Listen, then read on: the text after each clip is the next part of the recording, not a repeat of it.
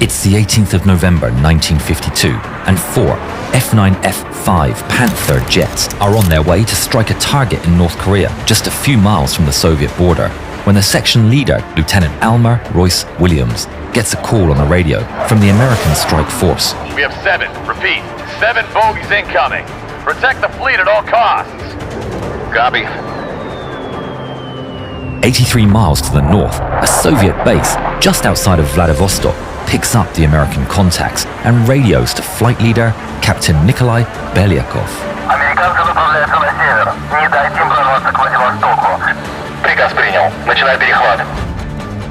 Captain Belyakov and his men are in the most dominant fighters of the time prowling the Korean skies. The Soviet MiG-15 BIS. The American planes and the Soviet planes turn towards each other. The 4 Americans burst through the cloud cover at 12,000 feet when Williams gets another message, this time from his flight leader. Terminal engine trouble. I must return to the carrier. Copy. I'll take it from here. As his flight leader and his wingman turn away, Williams looks up to see contrails. 7 of them. It's just Williams and his wingman, Lieutenant Dave Rowlands, left to take on what the Americans still think are 7 Korean jets. The 2 Americans are the only ones standing between the enemy and the American ships. Belyakov orders the groups to split into 2 and dive upon the enemy. The nimble MiGs roll and dive. Williams and Rowlands are at 26,000 feet when they see the MiGs split, but they lose sight of them as the contrails disappear. Suddenly, impacts clatter on Williams' fuselage and tracers zip by his canopy. They're coming from the right. Williams and Rowlands break into evasive maneuvers, rolling and turning as the first MiG roars by them. A second MiG attacks. There's more clacks and bangs reverberating through Williams' airframe as the speeding fighter litters them with lead. It flies past, but it's replaced by yet another MiG pouncing on the vulnerable Panthers. The American Panthers have good roll, but they're completely outclassed by the MiGs in air-to-air combat. A 4th MiG comes in hot. He opens fire upon the Panthers, raking them with 23 and 37mm shells. But the Americans are already turning to the left as the last MiG flies by. Williams slides in behind it, pulling it into his crosshairs, and he opens fire. Inside the MiG, Senior Lieutenant Pakomkin feels the impact of a hit as alarms blare in the cockpit. He turns back and sees smoke pouring from his plane and 2 Americans on his tail. He dives and runs. Dave Rowlands sees the opportunity and dives after the enemy fighter, leaving Williams alone to watch the 3 remaining MiGs pulling away. As they do, Williams notices that their wings are emblazoned, not with blue and red circles and the red star of North Korea, but with the bare red star of the Soviet Union. Cap Control, these MiGs are Soviets. At the same time, the National Security Agency contacts the American fleet. The American spy agency has listened to the Soviets' transmissions. Do not engage. This could start World War III. Williams receives a message and responds. I'm already engaged. He sees the 3 MiGs effortlessly scream almost vertically, then turn and come in for another attack run. The Soviet jets are faster, and they're already in a hot fight. Despite the risk of wider conflict, Williams has no choice but to rise to meet them. In the MiGs, Belyakov is in the lead. The American is coming to meet them on his own, and the MiGs are in a dive. It's head-to-head.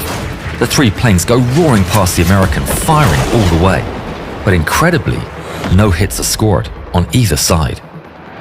Williams now tries to get more altitude when a stream of tracers comes flying in from the opposite direction. It's the other 3 MiGs, which means that 6 MiGs are now fighting with Williams. He brakes and rolls and dives. Enemy planes are incredibly close as he rolls and turns trying to escape from the fire of the Soviets. The attacks are relentless.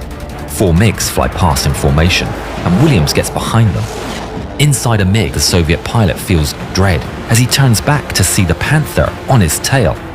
The Soviet pilot's training kicks in, and he immediately pulls upwards towards the sun, leaving the rest of his flight to pull away to the right. Williams follows a target and is instantly blinded. He can't take aim, and so gives up the chase, turning away from the sun. But the moment he does, he's met by two MiGs flying down straight towards him. There's no time to dodge. Williams instead turns straight towards them, challenging them again to a head-on joust. He opens fire, and the lead MiG, piloted by Captain Nikolai Belyakov, turns away. But his wingman, Senior Lieutenant Alexander Vandeyev, takes on the challenge. The MiG opens fire. Tracers pour out of both machines, crossing over each other in the air. The American pilot watches the enemy shells drop and pass underneath him. He can't see it, but his own shells are also falling short of the enemy. But they hold their triggers down as they come closer. A 20mm shell strikes straight into the MiG's cockpit, hitting Vandeyev and killing him instantly. Williams sees the MiG stop firing as it flies upside down underneath him. Another MiG flies past, and Williams, on pure reflexes, fires another blast and takes out his third MiG of the day. In the lead MiG, Belyakov watches as two other MiGs are shot down, including his wingman, and he turns back to avenge his fallen comrades. But Williams sees him coming. He turns for another head-to-head battle. There's only a short exchange of fire as chunks are blown off the MiG. Williams dodges the debris as the two planes pass. He looks back at his enemy and sees it diving away out of the fight. The American turns hard to chase, but as he does, a MiG screams in behind and lands a hit on the Panther. He's been hit before, but this time, the way his plane lurches and the sound of the hits makes him understand that he's in deep trouble. A 37mm round strikes his wing and punches clean through and into the engine compartment. The impact wrecks the hydraulic systems. In an instant, his rudder, flaps, and half of his ailerons are gone. Damn it! Williams looks back as the MiG stays behind him, riddling his Panther with lead. He immediately attempts to roll, but his stomach sinks as the aircraft responds unbearably, terrifyingly slowly. More cracks reverberate through the fuselage as he wills his aircraft to escape. The Panther wobbles as he does, the lack of rudder making the aircraft terribly unstable. Williams is forced to be careful with his inputs or else lose control altogether. And throughout, the MiG has no problem following the limping Panther. But the American still has his elevator, so he does the only thing he can.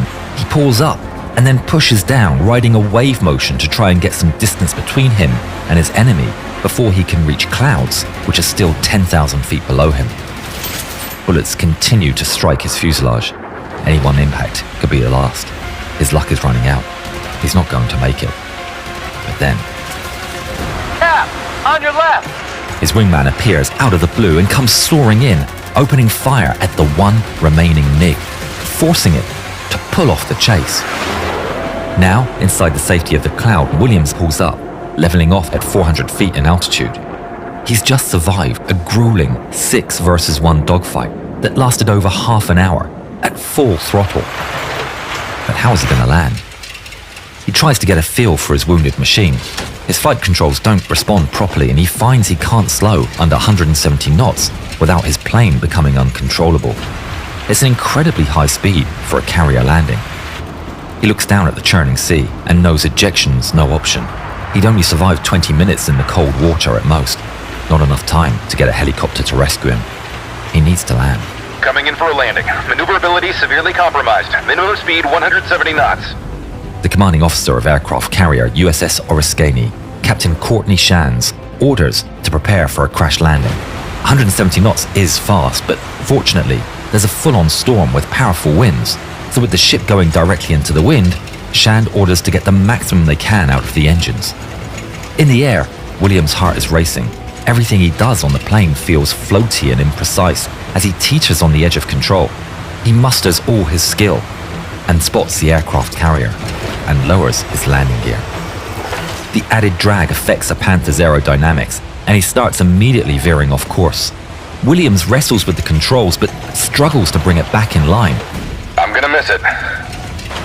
Shands looks out with his binoculars. Williams is misaligned and not getting back on the flight path. He knows he won't survive a go-around. He needs to land now, and if he can't align with the carrier, then the carrier must align with him. Tell him to keep going. Heading 196 now. The whole aircraft carrier starts turning. Captain Shands keeps his eyes on Williams, ordering course corrections as a barely controllable Panther barrels in towards the flight deck. He's still crooked, but time is running out. The American pilot is forced to commit to final approach while his runway still turns before him. 500 yards, 250 yards, 100 yards, 50 yards. This is it. Royce Williams in his Panther jet slams the aircraft down at 200 miles an hour. Miraculously, the third cable grabs and he's lurched forward as the wounded bird is brought to an abrupt stop. He'd done it. After half an hour of grueling battle against 7 enemies, his F9F Panther had suffered 263 holes across its fuselage and so much wing damage, it's a miracle it didn't snap off. It was then that the cover-up started, and a huge effort to calm the fires of a potential catastrophic conflict between 2 nuclear superpowers. Both sides exchanged harsh diplomatic notes, but the incident was not made public by either side, and with all records connected to it, classified. Gun footage was edited to remove Soviet roundels. Any reference in the transcripts of that day referring to Soviet fighters were just changed to enemy. Williams was awarded the Silver Star for his part in the action. He continued his service, retiring in 1980 and never telling a soul what happened until 50 years later, when the documents about that fight became declassified. When the story went public in Russia, the Russians conceded to 3 planes being lost, having been ambushed by the Americans. The US government upgraded Williams' Silver Star to a Navy Cross in 2022, and in 2026, there's news that he may even be getting the Medal of Honor. Captain Royce Williams is still alive today and 100 years old, and we very much hope that he enjoys this film. For another great modern air battle, check out this film on when MiG-29s ambushed Eagles in Iraq.